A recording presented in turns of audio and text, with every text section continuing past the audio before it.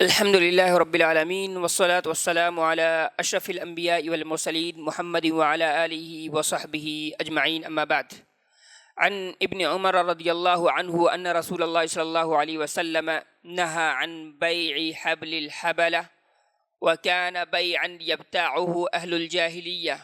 كان الرجل يبتاع الجزور إلى أن تنتج الناقة ثم تنتج التي في بطنها. متفق عليه واللفظ للبخاري. محترم حاضرین، باب الشروط و ما نہی عنہ سے کے ضمن میں جو احادیث ہیں اس کی شرح کا سلسلہ جاری ہے، اور اسی سے متعلق یہ حدیث ہے جس کے سامنے آپ کے سامنے پڑھی گئی ہے. اس حدیث میں اونٹ جو حاملہ اونٹ ہوتی ہے اس کے پیٹ میں جو بچہ ہوتا ہے اس بچے کو بیچنے سے منع کیا گیا ہے، اس لیے کہ اس میں غرر ہے، اس لیے کہ اس میں جہالہ ہے، غرر والجہالہ دونوں ہے. تو غرر اور جہالہ کے پائے جانے کی وجہ سے یہ بیع اصلاً کیا ہے، ممنوع ہے، فاسد ہوگی، یعنی اس کی بیع نہیں کر سکتے ہیں، یہ عقد نہیں ہو سکتا ہے شرعاً. اگر کوئی عقد کر رہا ہے تو یہ عقد اپنے آپ میں باطل قرار پائے گا، فاسد قرار پائے گا. تو شریعت میں جو چیزیں حرام ہیں بنیادی طور پر وہ دو تین چیزوں سے حرام ہوتی ہیں، یا پھر اس میں جہل پایا جاتا ہے، جہالہ پایا جاتا ہے، یعنی کوئی چیز فی نفسی ہی معلوم نہیں ہوتی ہے، یا پھر اس کے اندر غرر پایا جاتا ہے کہ یہ چیزیں ہمیں حاصل ہوں گی یا نہیں حاصل ہوں گی، یا پھر اس کے اندر ضرر پایا جاتا ہے، نقصان ہوتا ہے، ٹھیک ہے، اس وجہ سے بھی بیع حرام ہوتے ہیں، یا پھر اس کے اندر ربا پایا جاتا ہے. تو بنیادی طور پر یہ تین چار چیزیں ہوتی ہیں جس کی وجہ سے بیع جائز نہیں ہوتا ہے. یہاں پر اس حدیث میں جو مسئلہ بیان کیا گیا ہے وہ مسئلہ در حقیقت غرر اور جہالت سے متعلق ہے. حضرت عبداللہ ابن عمر رضی اللہ تعالی عنہ کی روایت ہے، کہتے ہیں کہ رسول اللہ صلی اللہ علیہ وسلم نے منع کیا عن بیع حبل الحبلہ، کہ حاملہ کے حمل کو بیچنے سے منع کیا گیا.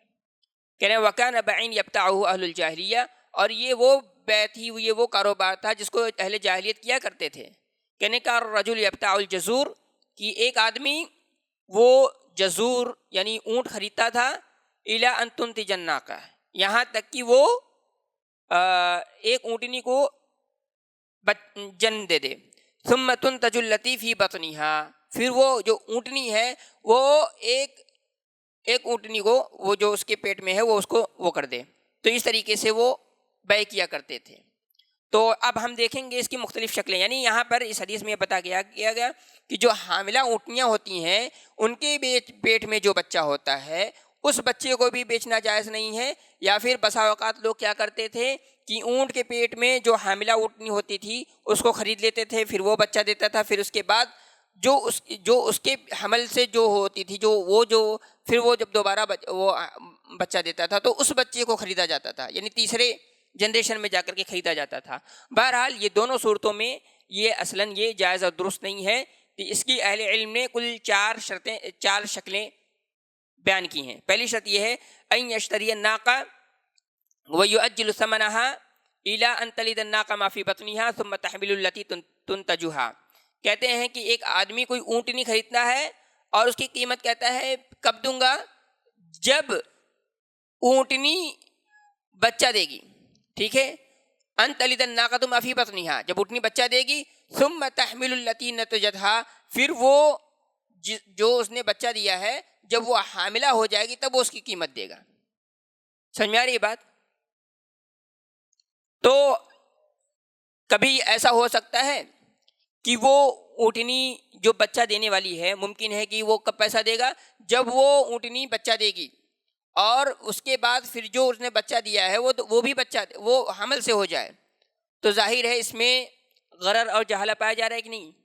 ممکن ہے وہ حاملہ ہو اور وہ بچہ دے، مرا ہوا بچہ دے، اونٹ ہو یا اونٹنی ہو، یہ بھی ہو سکتا ہے. تو بہت ساری اس میں اشکالات ہو سکتے ہیں. تو یہ اس میں کیا ہے، غرر پایا جا رہا ہے، اس میں غرر پایا جا رہا ہے. غرر کہتے ہیں ما کان مسر العاقبہ، یعنی جس کا انجام معلوم نہیں ہے، مجہول ہے، نہیں معلوم وہ حاصل ہوگا کہ نہیں حاصل ہوگا.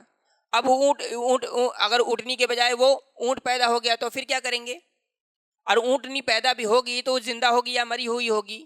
تو اس میں کیا ہے، غرر ہے، اس وجہ سے یہ ہوگا. دوسری شکل یہ ہے البیع بثمن مؤجل الی تلد الناقۃ ما فی بطنها ثم تلد التی ولدتها، کہ آپ کوئی اونٹنی کو خریدیں، کہہ رہے ہیں کہ اس کا پیسہ کب دوں گا؟ جب یہ اونٹنی بچہ دے گی، اور اس کے بعد اس نے جو بچہ دیا ہے وہ بچہ پھر وہ حاملہ ہو جائے اور وہ بھی بچہ دے دے، تب جا کر کے پیسہ دیا جائے گا۔ تو یہاں پہ کیا پایا جا رہا ہے؟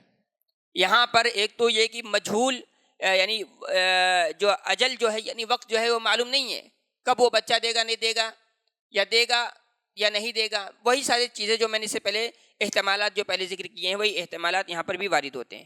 تیسری شکل ہے البیع بثمن مؤجل الی ان تلد الناقۃ ما فی بطنها، تو یہاں پر بھی وہی ہے کہ یہ آدمی کوئی اونٹنی کو خریدے اور کہے اس کی قیمت تب دوں گا جب یہ اونٹنی بچہ دے دے، تو ظاہر ہے یہاں پر بھی وہی احتمالات پائے جا رہے ہیں کہ نہیں پائے جا رہے ہیں، پتہ نہیں بچہ مرا ہوا ہو یا اونٹ ہو جائے اونٹنی نہ ہو وغیرہ وغیرہ۔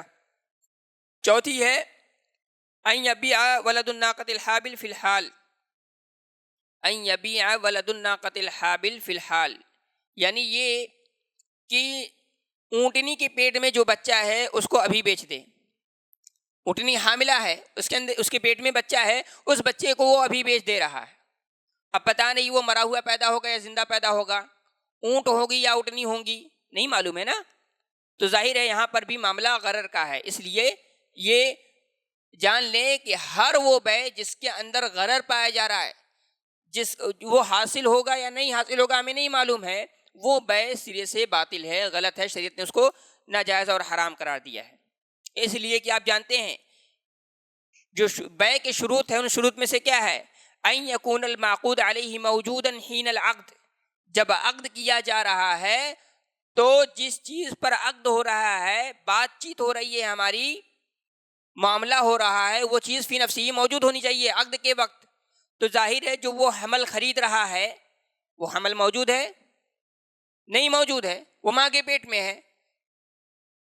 تو ظاہر ہے یہاں پر کیا ہو رہا ہے، یہاں پر ایک ایسی چیز کو خریدا جا رہا ہے جس کا بھی دنیا میں وجود ہی نہیں ہے، وہ ابھی ماں کا حصہ ہے، تو ظاہر ہے یہ بیع صحیح نہیں ہوگی۔ اسی طریقے سے بیع کی شرطوں میں سے ایک شرط کیا ہے؟ ان یکون المبیع معلوما وثمنہ معلوما واجلہ معلوما، کہ جو چیزیں خرید جا رہی ہو وہ معلوم ہونا چاہیے، اس کی کیفیت، اس کی صفت، اس کو چاہے دیکھنے کے ذریعے سے، چاہے صفت کے، چاہے بیان کے ذریعے سے معلوم ہونا چاہیے، اس کی قیمت بھی متعین ہونی چاہیے، اور کب قیمت دینا ہے وہ بھی متعین ہونا چاہیے۔ ٹھیک ہے، یعنی اگر آپ کوئی سامان خرید رہے ہیں، کہہ رہے ہیں میں قیمت بعد میں دوں گا، تو قیمت کو فکس کرنا، متعین کرنا، یہ کیا ہے؟ یہ ضروری ہے۔ اگر کوئی شخص قیمت کو متعین نہیں کرتا ہے تو ظاہر ہے وہ بیع صحیح نہیں ہوگا، اس لیے کیونکہ بیع میں کے عقد میں باقاعدہ یہ شرط ہے کہ قیمت کا متعین کرنا بہت ضروری ہے۔ اس لیے کیوں؟ اس لیے اس میں ضرر ہے، بعد میں لڑائی جھگڑا ہوگا، قیمتوں کو لے کر کے اختلاف پیدا ہوگا، اور وہ بہت ساری چیزیں وجہ بن جائیں گی۔ تو بہرحال کہنے کا مطلب یہ ہے کہ ہر وہ بیع، یہ تو یہاں حدیث میں ایک مثال دی گئی ہے، لیکن حقیقت میں ہر وہ بیع جس میں غرر پایا جائے گا وہ بیع فی نفسہ ہی باطل ہوگی، یہ ہے، اس کا وہ عقد صحیح نہیں ہوگا۔ دوسری بات، اس حدیث میں جاہلیت کے زمانے میں جو بھی بیع رائج تھے، جو بھی خرید و فروخت لین دین رائج تھے، اگر شریعت نے اس پر نکیر نہیں کی ہے تو اصلاً کیا ہے؟ جائز ہے، لیکن اگر شریعت نے اس پر نکیر کر دی ہے تو وہ اصلاً کیا ہے؟ حرام ہو جائے گی۔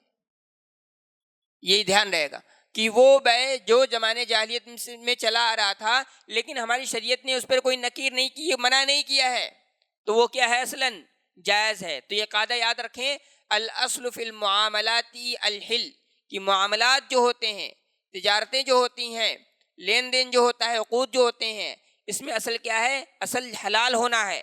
اگر کوئی شخص کہتا ہے کہ نہیں فلاں چیز حرام ہے تو اس سے دلیل کا مطالبہ کیا جائے گا۔ یہ ضابطہ آپ ہمیشہ اپنے سامنے رکھیں، انشاءاللہ معاملہ کلیئر ہوگا۔ میں انہی چند باتوں پر اپنی باتوں کو ختم کرتا ہوں۔ وصلی اللہ علی نبینا محمد وعلی آلہ وصحبہ وبارک وسلم۔